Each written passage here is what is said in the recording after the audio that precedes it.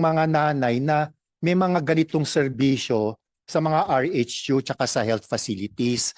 Kasi ang ganda sana kung may antenatal, if they will avail of the antenatal care services, nandun lahat they are provided for with micronutrient supplementation, which will make them healthy and also the baby. Meron ding vitamin A supplementation, and then also counseling. So ito yung mga programa ng Department of Health, yung nga yung 9 months maternal care, and then yung pagkapanganak kailangan ma-avail din ng mga nanay yung IYCF, infant and young child feeding. So kailangan ma-stress yung breastfeeding, and then pati yung healthy complementary feeding. But right now ang kalaban natin yung mga milk companies and even this commercially produced yung mga CPCF, complementary foods that are not at all healthy because they are all sugar, salt. So ang daming parang daming barriers din. And then I really do agree, kailangan talaga makapacitate yung mga LCEs, LGUs kasi health is devolved. And whenever we go to the communities, surprisingly, sir, like yan, may mga health benefit packages ng PhilHealth, hindi alam ng mga tao, hindi rin alam ng mga mayor. So paano magkakaroon po ng demand generation kung hindi sila informed? Like for example, may benefit packages ang maternal health, and then ngayon meron ng benefit package yung severe acute malnutrition, and kami sa oral health, may routine preventive care na if mothers and even sa ECCD, yung mga early daycare, if they have access to all of these services, hindi mauuwing bungal ang mga Pilipino, which affects also their nutrition. Tsaka sir, like yung sa routine preventive care, early childhood caries, we're one of the poorest in the Philippines, yung poor oral health because of infant formula feeding. And then, but with this PhilHealth benefit package na wala pang may alam, the routine preventive care can solve a lot of problems. No? Preventive kasi siya if we start during the first 1,000 days. So for us, very critical yung first 1,000 days, punta lang sila sa health centers, know the services, let's create demand generation, promote health-seeking behavior, kasi nandun lahat ho sa maraming serbisyo pero hindi ho nila alam. So yun lang siguro. Maraming salamat po. Thank you, Dr. Ballesteros. We also have resource persons from the NDA, the National Dairy Authority. This is also in line with the nutrition aspect of literacy. Thank you, Mr. Chair. Good afternoon, Mr. Chair, and everyone. I'm Attorney Andaya of the Administrator of the National Dairy Authority. Pasensya na po kayo, wala po kaming visual presentation, but let me just read to you the salient portions of the position paper that we have submitted so that we can see where NDA could possibly take part in any intervention that could be appropriate to improve the functional literacy issue. Mr. Chair, literacy is a complex issue, affected not only by schooling, but also by persons' overall development, particularly during childhood.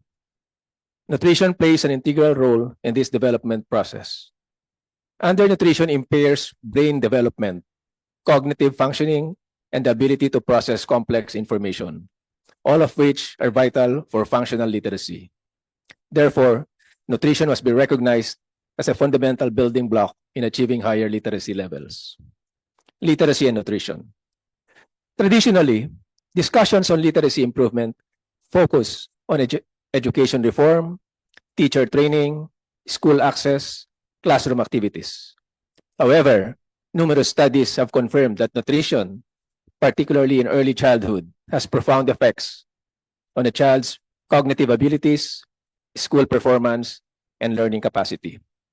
May mga testimonies po kami nakuha sa mga teachers na yung pong mga hindi undernourished o malnourished, mas masigla, mas aktibo, mas masaya, hindi matamlay, hindi katok sa klase, mas participative sa klase, at mas pumapasok sa eskwelahan.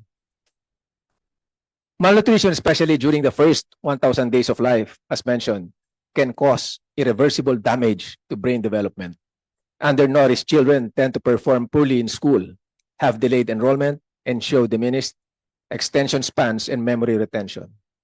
Cognitive deficits stemming from early nutritional deprivation may explain why some children who attend school still fall short in achieving functional literacy. So on a more specific aspect of nutrition, ang pinupunto po rito ay gatas. Milk is acknowledged as a nutritionally complete food, offering an extensive range of essential nutrients that are fundamental to both brain development and overall physical growth. Among its key components, high-quality protein serves a critical function in constructing neutral structures, facilitating the synthesis of neurotransmitters and sustaining mental alertness, factors that are indispensable for cognitive development and learning efficiency. Calcium and vitamin D, prominent in milk, are essential not only for maintaining skeletal health, but also for supporting overall vitality. Moreover, the presence of B vitamins, particularly vitamin B12, further enhances milk's value by ensuring effective energy metabolism, optimal nerve function, and heightened cognitive performance. There are so many other benefits that could be derived from drinking milk. So what do we plan to do in NDA to address this possible intervention to improve functional literacy? In light of the significant literacy challenges highlighted by the 2024 FLEMS findings, it is evident that the NDA's milk feeding program must be systematically expanded and reinforced through a targeted, literacy-centered approach, integrating milk feeding program within early literacy and foundational learning initiatives, particularly for the 5 to 9 age group, where the highest illiteracy rates were recorded, can establish stronger cognitive and educational foundations as a very important stage of brain development. Furthermore, advancing cross-sector collaboration is essential. The NDA must continue to institutionalize stronger partnerships with key stakeholders such as the Department of Education and the Department of Social Welfare and Development. The NDA, under the Republic Act 7884, is the main agency in charge in coordinating with the nutritional program of the government insofar as dairy is concerned. So with that, the NDA is hoping that the milk feeding program under Republic Act 11037 be increased to hopefully from 120 days to 240 days.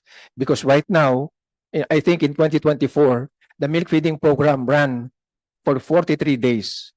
And for 2025, it will only run for 15 days. And there's already a recommendation from the National Nutrition Council that to fully achieve the benefits of a feeding program, it should be at least 90 days to 120 days. And NDA is now trying its best to address this very short milk feeding program of the government by taking or inviting the private sector to take part in the milk feeding program of the government. And there are already some private sectors who have signified that they are willing to take part in the milk feeding program after the milk feeding program of the government, using their own funds to help in the nutritional problem of the country. That would be all, Mr. Chair. Thank you, Attorney Andaya. To date, can we produce enough milk for all of our students? Actually po, Mr. Chair, we could say that we have enough supply, but it's not balanced in terms of location of the supply. Of logistics? Yes, sir. There are some areas that have so many milk production, but the milk feeding program there is not that much. But there are also some areas where they have the presence